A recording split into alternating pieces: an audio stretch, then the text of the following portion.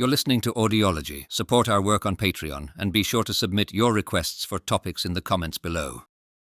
Following their loss at the Battle of Germantown on October 4th, 1777, George Washington and his troops retreated to Pawling's Mill, just beyond Perkiomen Creek, staying there until October 8th. They then moved east, taking a route that would eventually have them camp near Culpsville in Tawamenson Township, at a place owned by Frederick Walpole.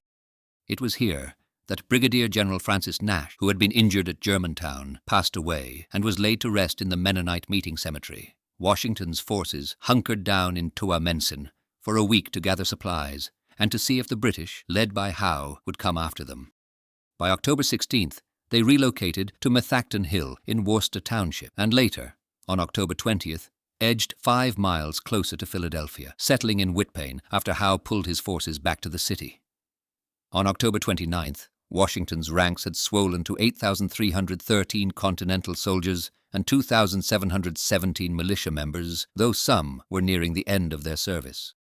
To bolster defense efforts at Forts Mifflin and Mercer on the Delaware River, Washington sent out a brigade. Advised by his Council of War, Washington led his troops to White Marsh, about 13 miles northwest of Philadelphia, on November 2nd. They set up camp there with Washington's headquarters at the Emlyn House. They immediately began fortifying their position with redoubts and other defensive structures, readying themselves for the possibility of British attacks. In the meantime, after the British defeat at Saratoga, Washington could reinforce his army with additional troops from the north, including 1,200 men from Varnum's Rhode Island Brigade and around 1,000 more from across Pennsylvania, Maryland, and Virginia. More units, including Colonel Daniel Morgan's Rifle Corps, boosted the army's strength. However, the approaching winter presented a massive challenge in supplying the growing army. With troops lacking shoes, blankets, and warm clothes, Washington even offered a $10 reward for an effective shoe substitute made from raw hides. Low morale and high desertion rates led to Washington promising amnesty to any deserter who returned by January 1st. Despite Congress's criticisms over losing Philadelphia and what seemed like inactivity, Washington felt pressured to take action. Yet after consulting with his officers on November 24th, they overwhelmingly advised against attacking the city, a decision solidified by Washington's own reconnaissance that showed formidable British defenses. On the 19th of October, the British troops departed from Germantown, and under the command of Captain John Montresor, they began construction of a strong defensive line from the Schuylkill River across to the Delaware River just above Philadelphia. During this time in Philadelphia, the British leader Howe was engaged in recruiting more soldiers from the local supporters of the British cause. Major John Graves Simcoe supplemented his Queen's Rangers with more troops in spite of their earlier losses. William Allen, Jr., established the 1st Battalion of Pennsylvania Loyalists and became its leader, while James Chalmers did the same with the Maryland Loyalists. In addition, the British Army enlisted members from Philadelphia's Irish Catholic community and the neighboring counties. By mid-November, with Forts Mifflin and Mercer now in British control, Philadelphia was open to receiving supplies and additional troops from overseas. Despite the close proximity of the British and American forces, skirmishes continued occurring between them, particularly between White Marsh and Northern Liberties, with losses on both sides nearly every day. In a more drastic measure, Howe ordered the burning of several large houses in Germantown, including one that belonged to John Dickinson, creating a spectacle for the residents of Philadelphia. This period was also characterized by unusual events, including an earthquake and a display of the aurora borealis, which stirred emotions and were interpreted as bad omens by both camps. In early December, despite having requested to be replaced earlier, Howe prepared for one final assault against Washington's army before the onset of winter.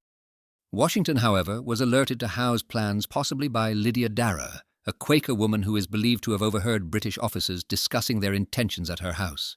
She managed to inform the Continental Army, enabling them to be prepared for the British. When Howe advanced with his troops at the beginning of December, Washington was ready to confront him, with his forces already briefed and mobilized thanks to the intelligence network and the valor of individuals like Darrah. In the early hours of December 5th, the leading edge of Cornwallis' forces, composed of 2 British light infantry battalions, clashed with a group of American soldiers on horseback led by Captain Alan McLean near a place called 3 Mile Run on Skipack Road. After the encounter, McLean quickly sent a message to General Washington to inform him about the British movement. As the larger group of British soldiers passed through the towns of Germantown, Beggarstown, and Flourtown, the Americans sounded their alarm cannons, and troops hurried to their posts. At 3 o'clock in the morning, the British stopped at Chestnut Hill, right below the American defense lines, and waited there until daylight. During that night, Washington cleverly ordered his soldiers to light extra campfires, tricking the British into thinking they faced a much larger army. Hessian Major Karl von Bauermeister later noted, "It looked as if 50,000 men were encamped there. By day, we could see this was merely a trick." With a battle seeming imminent, Washington didn't waste any time.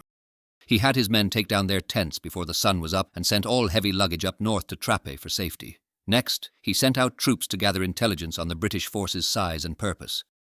Brigadier General James Irvine led 600 militiamen through the Wissahickon Valley toward Chestnut Hill, while Brigadier General James Potter and about 1,000 Pennsylvania militiamen, alongside Webb's 2nd Connecticut Regiment of 200 soldiers, provided cover for Irvine's group. By noon, Irvine's men ran into the British light infantry on the north side of Chestnut Hill.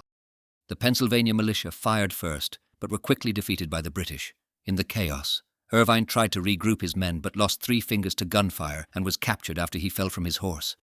Potter's group retreated against orders to fight, and only the 2nd Connecticut Regiment managed a brief resistance, killing 3 and injuring 11 of the British, including Captain Sir James Murray Pulteney. Following this success, British Lieutenant Colonel Robert Abercrombie took the opportunity to press forward and seize St. Thomas Episcopal Church, situated on a small hill.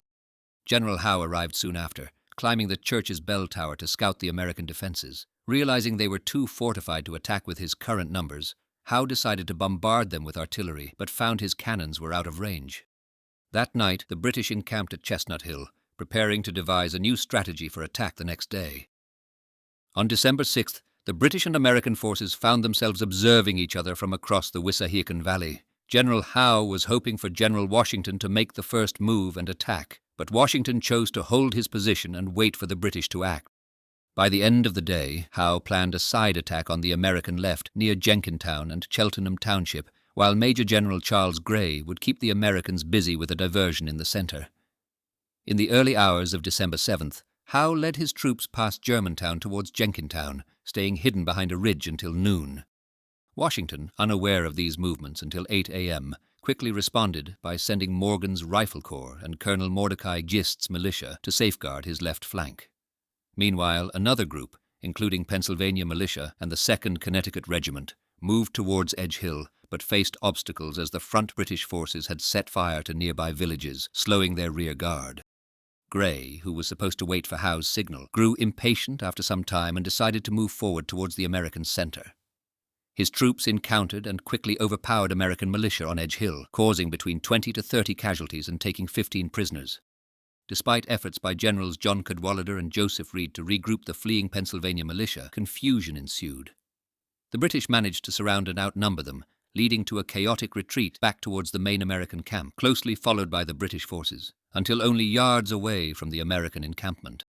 Morgan's Rifle Corps and Gist's Maryland militia also engaged in combat, positioning themselves on Edge Hill and fighting from tree to tree in dense woods against Howe's main column. Their fierce resistance surprised British officers who weren't accustomed to such a strong militia. However, without reinforcement, Morgan's troops eventually had to pull back to the main camp. This series of encounters illustrated the strategic maneuvers and heated skirmishes between the British and American forces, showcasing a blend of tactical patience, bold attacks, and spirited defense amidst the realities of 18th century warfare. On the morning of December 8th, British military leaders took another look at the American defenses, searching for any edge they might use against them. Surprisingly, to both the British and the Americans, General Howe chose to pull back and head to Philadelphia. Despite winning 2 significant skirmishes in the previous days, his attempts to outmaneuver the American flank hadn't gone as planned, and his soldiers were running low on supplies. The colder nights were also a problem since the troops had left behind their tents and gear in Philadelphia. According to historian Mark Boatner, Howe concluded that the American defenses were simply too strong to risk a full-on attack. By 2 p.m., the British started their retreat, setting up several campfires to hide their movement, a tactic that Washington himself had used just 3 days earlier. An American scouting group, led by Captain McLean, found out that Howe was moving back down Old York Road into Philadelphia and passed the news to Washington.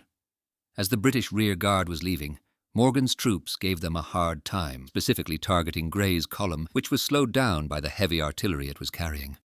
A group of Hessians set up with their field pieces to fight back, causing Morgan's troops to pull back. The British made it back to Philadelphia later the same day. While we don't have an official report detailing American losses from December 5th to 8th, we've managed to gather some insight from various sources. David Martin mentions that General Irvine's forces suffered around 40 casualties on December 5th, and a Loyalist officer noted that Irvine and 23 of his men were captured that same day. On December 6th, according to Howard Peckham, the Americans had 30 killed, 40 wounded, and 15 captured, a count that John Andre's journal confirms. When it comes to December 7th, Colonel John Lawrence tells us the loss among Morgan's riflemen reached 27 killed and wounded. Meanwhile, American cavalryman John Donaldson reports a higher figure for Morgan's entire command, mentioning 44 killed and wounded, including Major Joseph Morris of the 1st New Jersey Regiment, highlighting Morris as a brave and gallant officer. It seems Donaldson was referring to the total casualties under Morgan, whereas Lawrence focused specifically on the riflemen. Benson Lossing reinforces Lawrence's count of 27 casualties in Morgan's corps and notes that Major Morris was seriously hurt, and the Maryland militia had about 16 or 17 wounded. On the 8th, David Martin records that the Maryland militia suffered 20 casualties and 15 captures. Summing up these accounts, the American side appears to have had 150 killed or wounded and 54 captured from December 5th to 8th, totaling 204 men. On the British side, Lord Cantilupe's diary notes 120 British killed and wounded, including one officer during this period.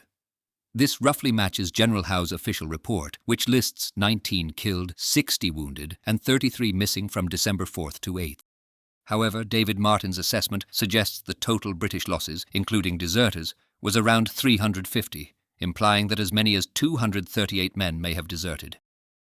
George Washington expressed his frustration about not being able to directly engage with Howe in a decisive battle. He mentioned in a report to Henry Laurens, who was the President of Congress at the time, that he really wished they had been attacked. He believed that, given the strong positioning of their troops and the setup of their camp, the result would have likely been favorable. However, Washington also noted that it would have been against reason, prudence, and policy to abandon their position for an attack. He felt that only a successful outcome would have justified such an action, but he didn't think success was likely given the enemy's position. On December 11th, the Continental Army packed up from White Marsh and headed to Valley Forge. This journey, covering 13 miles, took them 8 days to complete. By the following April, Howe resigned and went back to Britain, with General Sir Henry Clinton stepping in to fill his shoes. After France joined the war, the British left Philadelphia in the spring and headed towards New York City. During their march, Washington seized the opportunity to attack at the Battle of Monmouth. Remarkably, even as late as 1860, evidence of the American forces was still visible near Farmar Mill. People could see the remains of the American redoubts and the traces of stone chimneys from the makeshift huts the soldiers had constructed. This battle and the soldiers' camp are mentioned in Sally Wister's journal, which also notes these remains. Fort Washington State Park, incorporating parts of the American encampment area, was created in the early 1920s by the Fairmount Park Commission of Philadelphia. Today, it's taken care of by the Pennsylvania Department of Conservation and Natural Resources. The park features Fort Hill, indicating where a temporary fort was located at the American line's western end. The park also pays tribute to the Pennsylvania militia, under Generals Armstrong, Cadwalader, and Irvin, which held positions on what is now known as Militia Hill. Additionally, the Emlyn House, which served as Washington's headquarters from November 2nd until December 11th, still stands, despite being modernized in 1854. Thanks for watching. Share your thoughts in the comments and subscribe for more content.